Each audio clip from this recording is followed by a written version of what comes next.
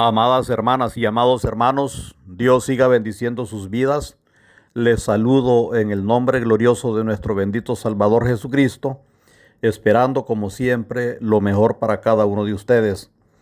Les invito a que me acompañen a considerar un tema bíblico más y vamos a estar meditando bajo el tema ¿qué ministerio tiene usted? Vamos para esto a leer en 2 Corintios 5:18, donde en el nombre del Padre, del Hijo y del Espíritu Santo la Biblia dice: Y todo esto proviene de Dios, quien nos reconcilió consigo mismo por Cristo y nos dio el ministerio de la reconciliación. La primera mención de la palabra ministerio está en Éxodo 39:1, donde la Biblia dice que se hicieron vestiduras del ministerio para ministrar en el santuario de Dios. La Biblia dice que Jesús vino a tener un ministerio. Eso dice Lucas 3:23, por ejemplo. Jesús mismo, al comenzar su ministerio, era como de 30 años. Los discípulos consideraron su misión como ministerio. Hechos 6:4.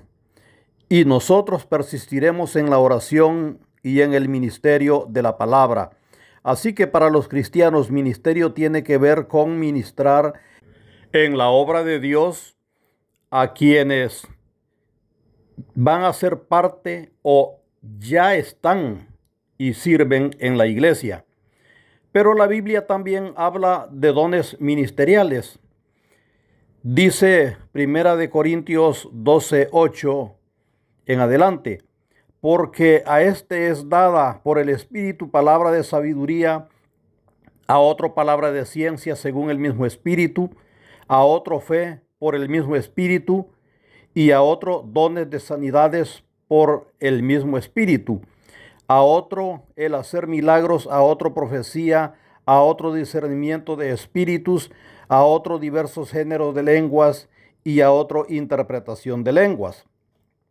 Y Romanos 12:6-8 enumera dones prácticos como profecía, servicio, enseñanza, exhortación, dar, liderar y mostrar misericordia.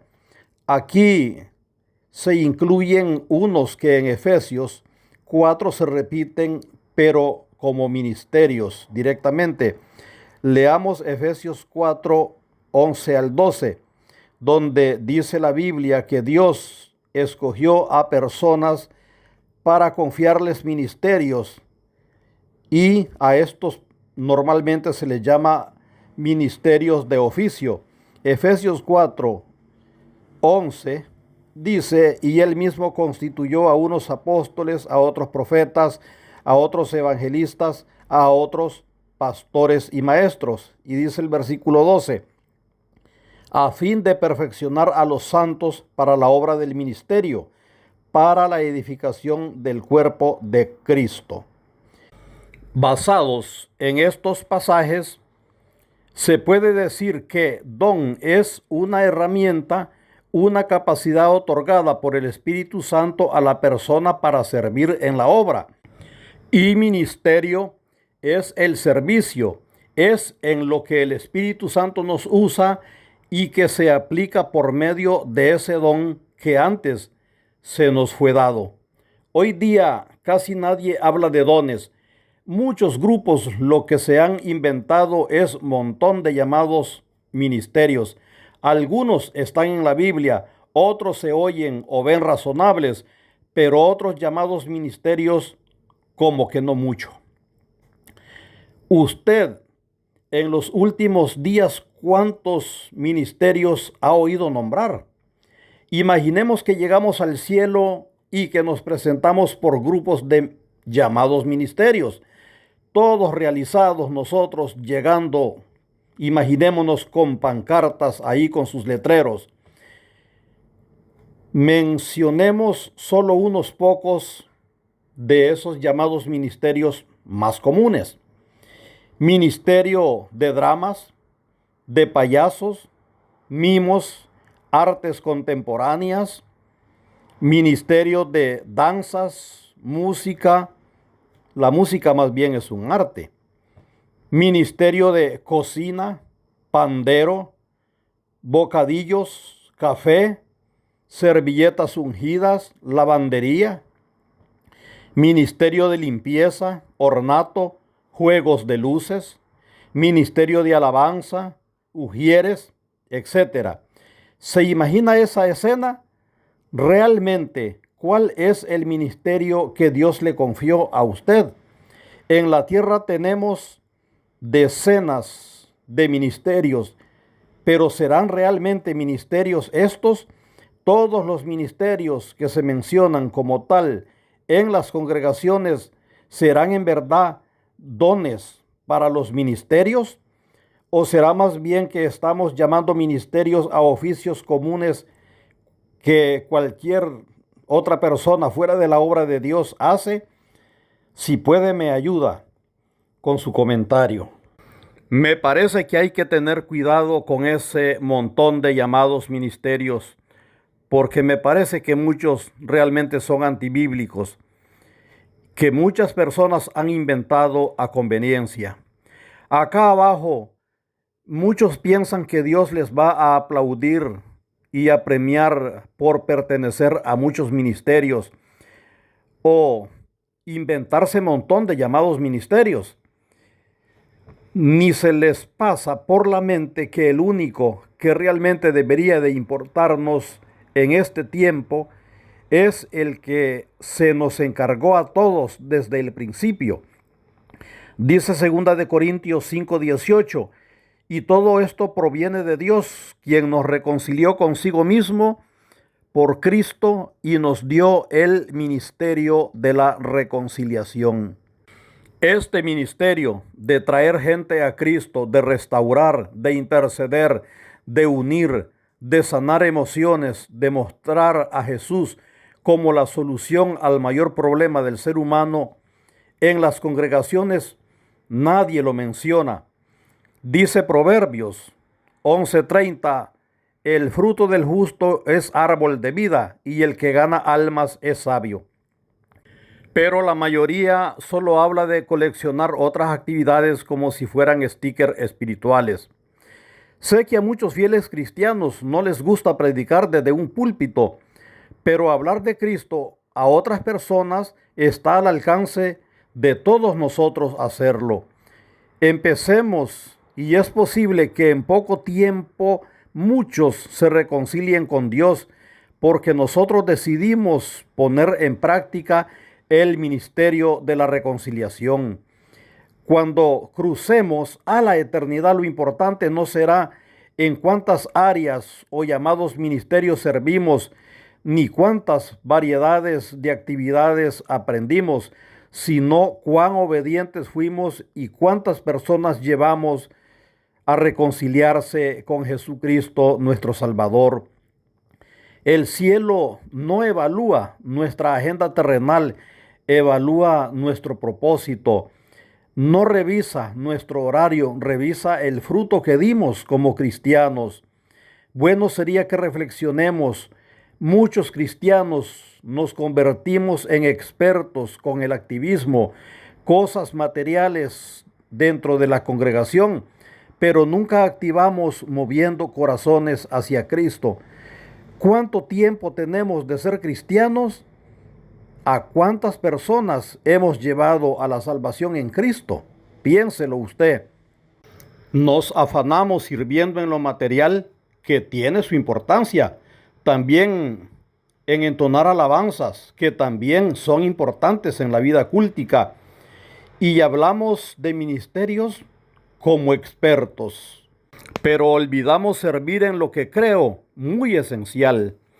Por ejemplo, en Judas 1:22 dice, a algunos que dudan convencedlos. Y el 23 dice, a otros salvad arrebatándolos del fuego y de otros tened misericordia con temor. Los ministeriólogos le dedican su atención y energía al ministerio, pero sin tomar en cuenta al mensaje, al mandato dado por Dios mismo.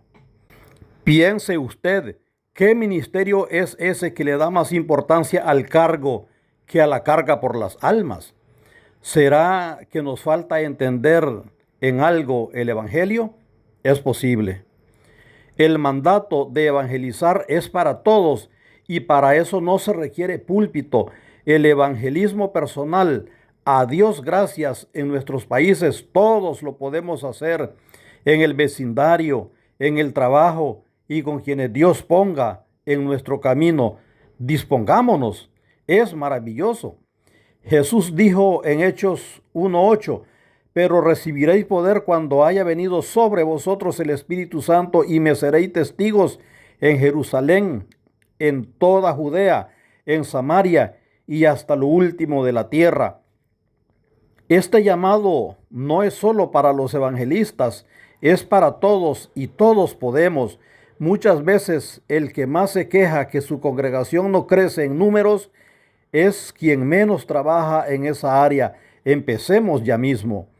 Atrevámonos a realizar ese ministerio de la reconciliación. Solo seamos respetuosos de no pescar en pecera ajena. Porque el caso es que cuando lleguemos arriba, no se nos dirá: qué gran capacidad tienes, te felicito por los ministerios que te inventaste y porque estuviste en todos ellos. Sino, ¿qué hiciste del ministerio que te di? Solo te ocupaste en otras cosas y el ministerio importante no lo hiciste. No nos confundamos, hermanas y hermanos. Servir en cosas materiales es bueno y ayuda a la marcha de la obra, pero no olvidemos reconciliar vidas con Dios. Eso es de alcance y duración eternos.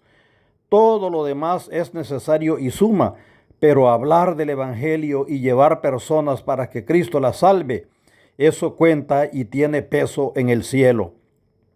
Así que antes de usted preparar el letrero con que pretende allá en el cielo exhibir su ministerio de lo que sea, asegúrese de no olvidar el ministerio que realmente aparecerá en la lista celestial, el ministerio de la reconciliación. No vivamos ocupados, vivamos con propósito. No coleccionemos ministerios, cumplamos el ministerio. Dice Juan 3:16 y 17, versículos también conocidos: porque de tal manera amó Dios al mundo que ha dado a su Hijo unigénito para que todo aquel que en él cree no se pierda, mas tenga vida eterna. Porque no envió Dios a su Hijo al mundo para condenar al mundo, sino para que el mundo sea salvo por él. Ahora este mensaje nos está encomendado a nosotros para llevarlo a aquellas personas que deben venir a la salvación en Cristo. Y como dijo 2 Corintios 5:18, y todo esto proviene de Dios, quien nos reconcilió consigo mismo por Cristo y nos dio el ministerio de la reconciliación. Amadas hermanas, amados hermanos, el ministerio de la reconciliación fue encomendado a todos. No dejemos el llevar almas a Cristo solamente para los evangelistas, para los pastores o para los cristianos con liderazgo u oficialía en las congregaciones. El hablar del evangelio nos fue encomendado a todos y todos podemos. Cada uno de nosotros seamos conscientes y pensemos en que si hay personas a las que les podemos dar la palabra de Dios, pueden ser nuestros familiares, pueden ser nuestros amigos. ¿Qué pasaría si esas personas están dispuestas a venir a Cristo o a reconciliarse con Él? Recordemos que muchísimas personas conocen del Evangelio y alguna vez hasta han estado en las congregaciones o fueron llevados allí de niños y ellos tienen buen concepto, pero nosotros no les hablamos del Evangelio y por alguna razón tal vez ellos no van. Entonces pensemos, ¿qué pasaría si un día estas personas se van sin Dios y sin esperanza de este mundo? Y saber que nosotros pudimos haberles hablado, haberles expuesto el Evangelio de salvación para que Cristo los salvara. Pero no lo hicimos. Eso es algo, hermanos, que no debe ser. Hablemos del mensaje de Dios, hablemos del mensaje de salvación a todo el que podamos. Dios siga bendiciendo sus vidas. Con ustedes una vez más ha estado su amigo y hermano, el pastor Omar Chavarría. Adelante con el Señor siempre.